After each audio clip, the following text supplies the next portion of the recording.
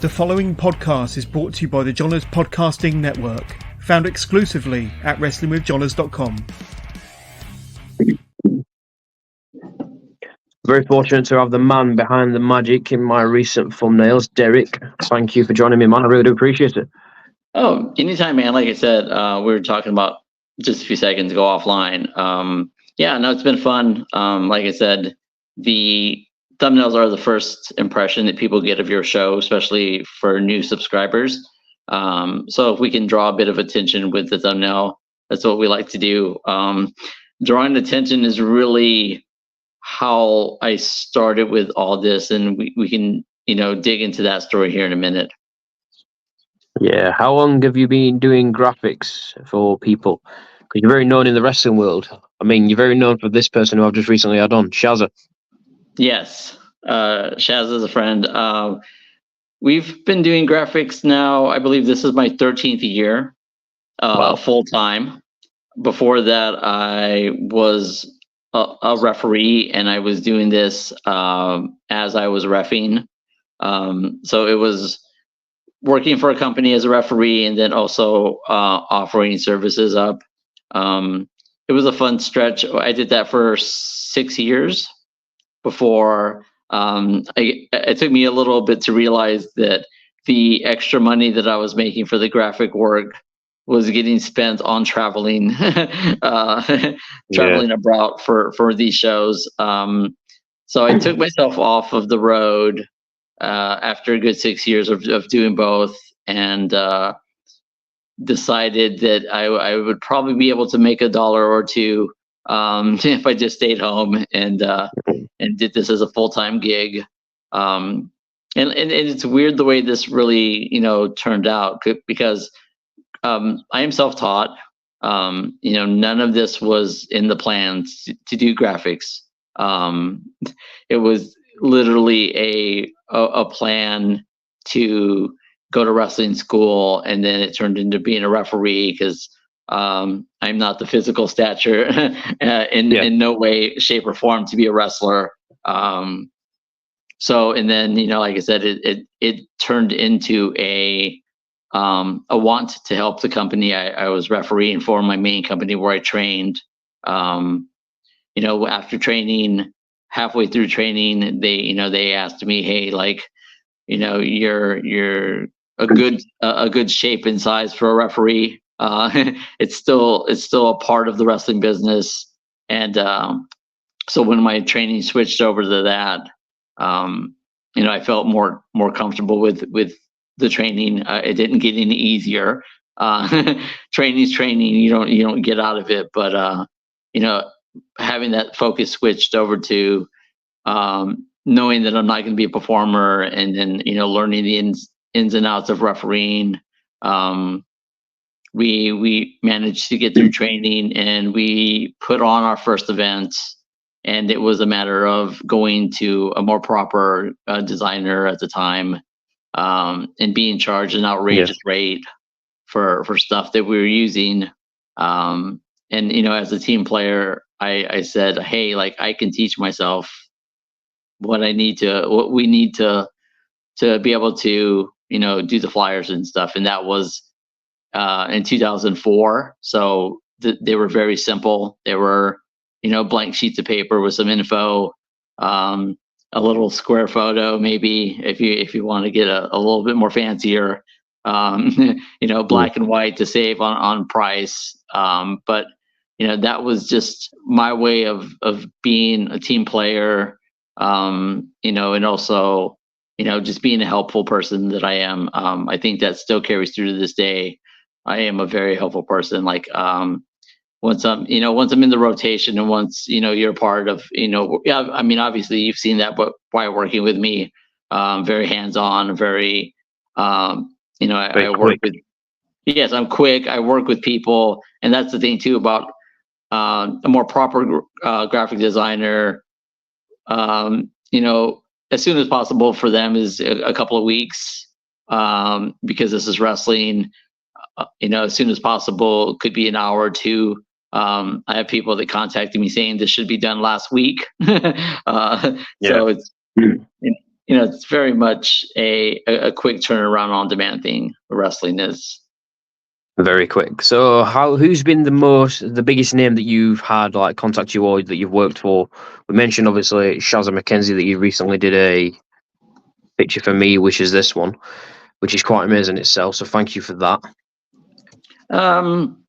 I've honestly, as a referee, I wasn't going to get anywhere with the refereeing. I've actually worked with and been a part of bigger things outside of the refereeing thing, graphics, and it's very weird because we talked about refereeing. A lot of people don't know that that's where I got my basis of.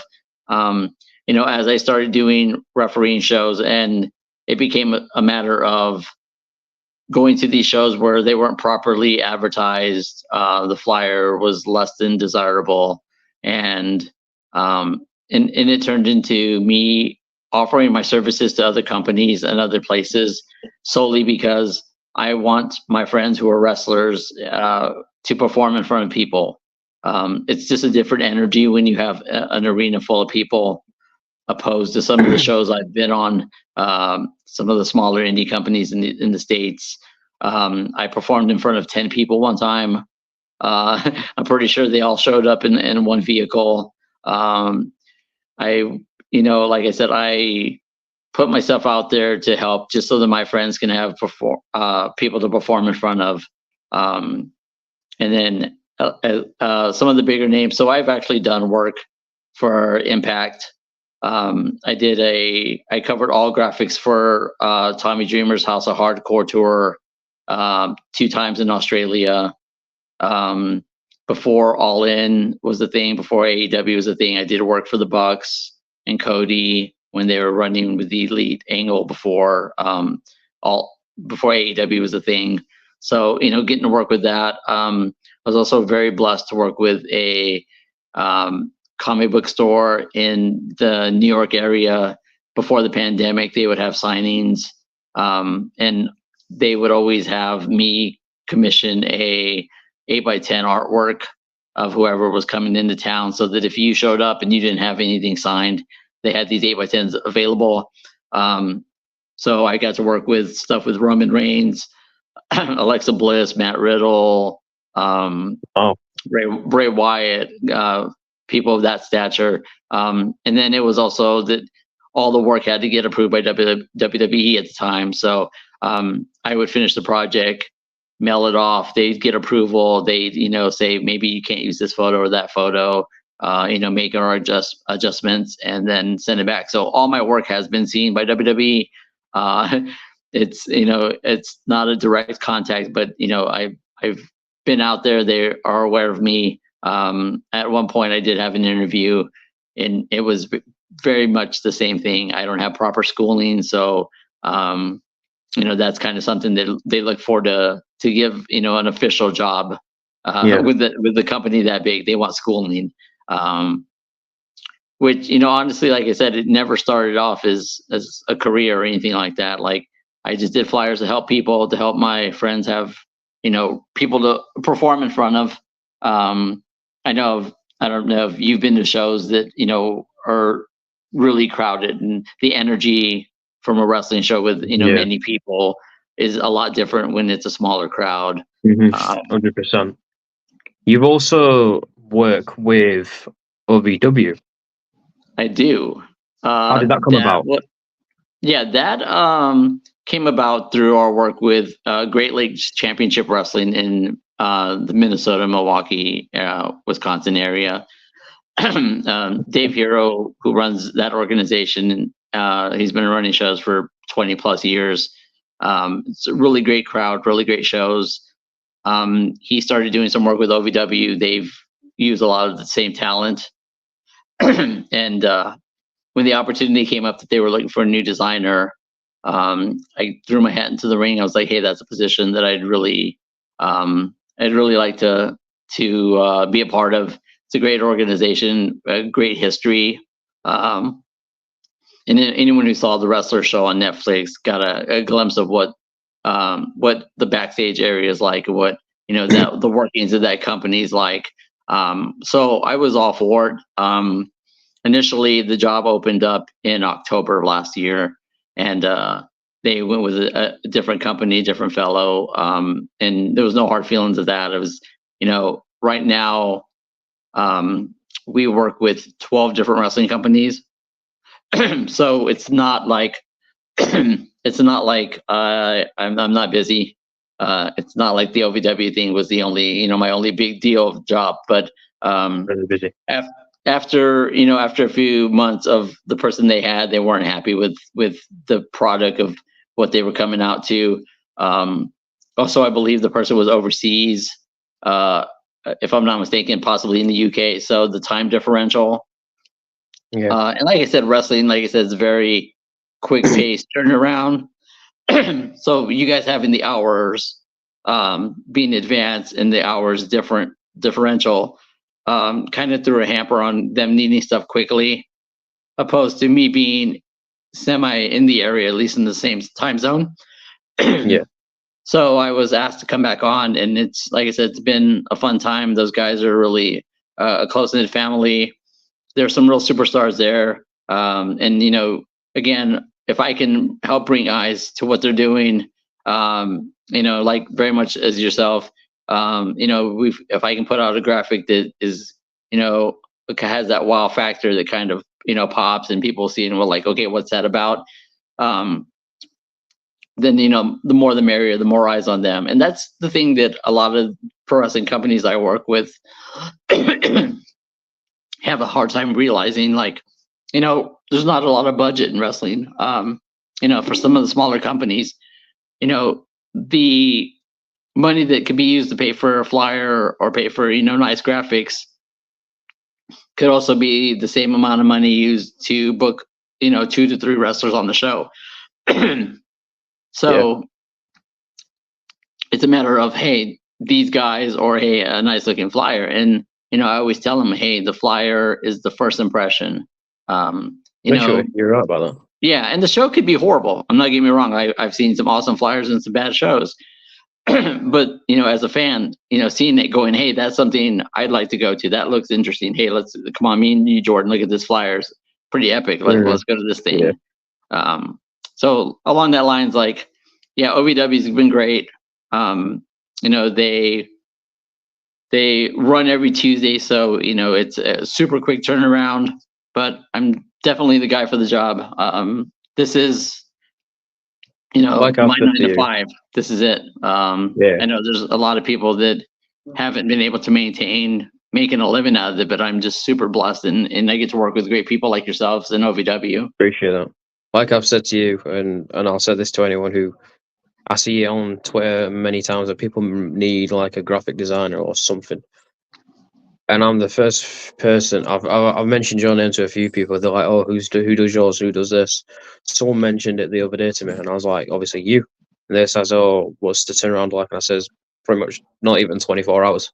Yeah. And then I was like, I says, "The price is really good." I says the work's really good. I said, you can't fault you. It's like I asked for one. I think who was it? It was the dagger one. Yeah. I messaged you, and within, I would say, like 2 hours, I got it. And I'd say that's dedication there. And I've got a pretty awesome lineup of guests coming up. I've got Jasmine St. Clair. I've got Mark Haskins. I've got Ella J from, which that's just going to be incredible itself. But I'm really looking forward to see what you have in store for them, which that's going to be amazing itself.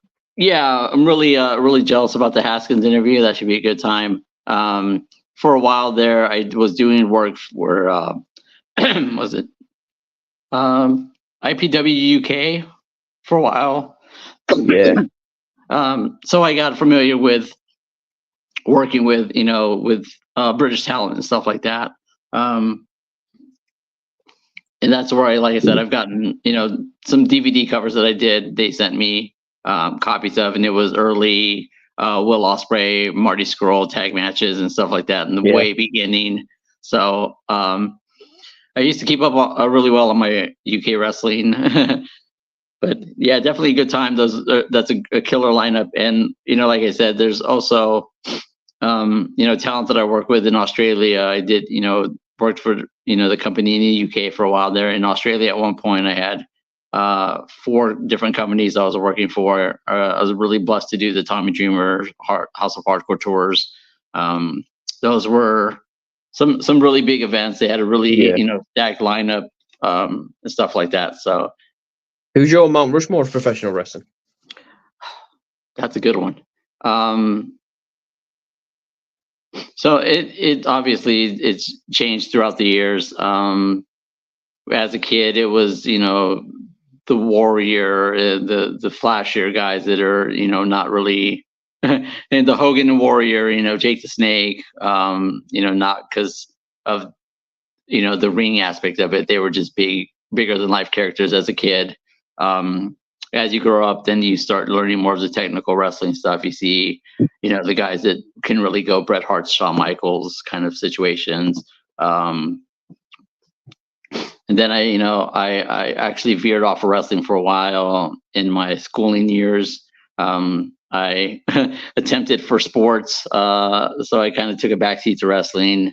Focused on sports for a few years there. By the time high school was over, I caught back in. That was around 95, 96 when wrestling was hot with the NWO and those guys. And like I said, I'm a bit older in my age. I don't look it, luckily, but as you change as a person, like I said, like in the beginning, Warrior and Hogan were just these two, bigger than life characters. And as we learned, they weren't the greatest of wrestlers per se. So like I said, that changes with age and changes with flavor. For a while there, I never was a big fan of the Bucks. I didn't buy into that as much as a lot of people did. I think I felt a bit for Ospreay, Skrull at the time. Like I said, when I started working with the UK companies, Flash Morgan Webster, Haskins, those guys getting familiar with that through the UK companies, and then them blossoming over, coming over to the States, and then picking up steam with the NXT UK and stuff like that. But it's also getting to a point where I have to kind of turn off the fandom. It's getting to know these people and getting really blessed to be able to make connections and help out people, and then knowing, hey, like I could message this person who I was a big fan of and be like, hey, do you need anything? Or going back and forth and bouncing off ideas for people that like I was a fan of. So it's that fine line of being a professional, but the fandom's still there, and it's turned more into like a respect. Like I respect what they do, and I still enjoy it to some degree. It's also going to a show. It's catching up with people. It's meeting people for the first time that I haven't seen before in person, but I've worked online with. So there's that aspect of things. I recently got a couple of free tickets through a connection, and I was at a Collision show, and it was very much a catch up with people that I know in the business, but also enjoy the show as much as I can. So it really feels like sometimes it's a work situation. Sounds fun, mate. What's planned for the rest of 2024 for you? Well, I like I said, it's wrestling, so I try not to bank on what I have in front of me as far as clients. I know that companies close, at a whim. A new fresh one always starts up at the turn. So I try to keep things loose. I try to have fun with what's in front of me. I look at each project as a new turn. If I can do something,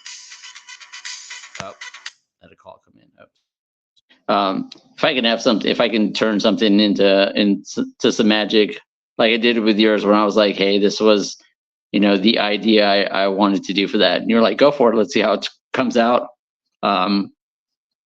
And I think we knocked it out of the park, and I think, you're happy with what's going on. And as long as my clients are happy, just continue to do the same. I I have an opening right now for a space if anyone needs anything, but I keep myself pretty busy.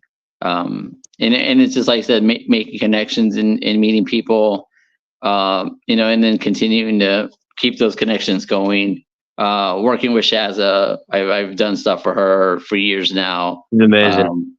She's a talent that's going to take off here pretty soon. I know she's either going to wind up with signing with Impact. I knew they were happy with what she did there. It's a shame that she's not signed to a bigger company. She's definitely a talent. A friend of mine, Missa Kate, just became a free agent. She was doing some great work at Impact. I mean, with TNA, not TNA, NWA. Yeah, and I can't wait to see where she's gonna pop up next. I just did a booking graphic for her. She's taking interviews right now. So if you want me to put the good word in, I can. She's definitely you can do that for me if you want. Yeah, she's definitely one to have on the show. And just like supporting my friends, supporting people that I've worked with. I did more than I ever thought I was going to do as a referee. I was fortunate to be in there with Jim D'Angelo Neidhart, Marty Jannetty, some of the older guys that, like my dream match was as a ref was always Sean and Brett, and that wasn't ever going to happen. But being able to get Neidhart and Jannetty is as close as I was going to get, and those two guys are both really great guys, both epic. To be in the ring with those guys, I kind of had to pinch myself because there was no reason for me to be in there with those such legends. But yeah, man, just keep doing what I'm doing, being supportive of all my friends and stuff like that. Pushing the companies that I work for. And it's really because as wrestling fans, we don't get to see the inside and the backstage going on.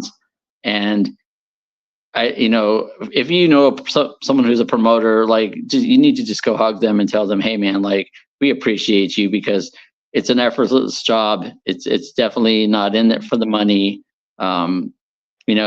Fans get to show up and for 3 hours enjoy a wrestling show, and these guys are working from the minute the show goes on until the minute the show's over, and for the next month and a half until it's time to go again. So promoters don't definitely get enough recognition. It's both financial and time consuming. Without them, when the pandemic hit and the world shut down, I went from 15 clients to 0. I went down to next to nothing. I had one client that kept with me because he was still doing virtual signings. But it was a good way to recharge. I took that time to kind of step back, and then, like I said, it's really been more than I expected. I was just a fan. I was a fan who, at 30, decided he was going to take on wrestling school, and here I am 20 years later, and I'm still a part of the business. It's a job that I didn't knew it was going to be a job. It was just a guy who wanted to help out. And like I said, if anyone's out there that wants to try to get into this, I'm sure Jordan will leave my information in the notes. Contact me. I would love to be able to mentor. That was one thing that when I started up, there were no mentors. It was very cutthroat. Everybody was like, "Don't waste your time." And I welcome people. I welcome the ability to be able to help and share my knowledge. And if you want to do this, there's no bigger time with social media. Anybody can be reached. That's the good thing about it. It is really, if you tweet someone and tag them, chances are they see it. I'm sure you've gotten some replies back to things that you're like, I didn't know that person saw that. Literally. Taya Varka is one of them. I tagged her in a post last year when I met her in 20 minutes away from me. And I said, "Oh, a really good photo. I do not just blah, blah, blah, you would put on it." And then she put, but then she retweeted it and commented on it. And then she mentioned she loves the UK fans and stuff like that. So that was quite good. I've had the books see my stuff. I think it's really good when you get that interaction from a wrestler or whoever it is. It just makes you feel like a little bit warm inside. That's quite good. Yeah, definitely. The show, which show was that? When you said 20 minutes away? Yeah, it's closed now. Well, what was the show? 1PW. It was. I thought so. That's when they brought over a whole bunch of internationals, right? Yeah, that's another story. Honestly, mate, but thank you for coming on. I really do appreciate your time. Honestly, we've got some more graphics coming your way, so stay tuned for them. I've got a graphic plan. Do you know what you do for me? But I want to add a little bit of a twist to it, which is I'll tell you in a minute. For one of the guests coming on. But seriously, thank you for coming on, and your story is just amazing. You're really talented, so thank you for everything you've done for me so far. Really do appreciate it. Yeah, no, definitely. It's like I said, it's been fun working with you. And we've got a lot more coming. And like I said, if you need big time. And if you need anything with, like I said, helping with certain guests, or if there's a certain name you're trying to reach out to, just shoot me a message, and I'm sure we can make it work. Awesome, man. And I really do appreciate it. And thank you for your time. No problem. Very talented man. Take care, mate. You too.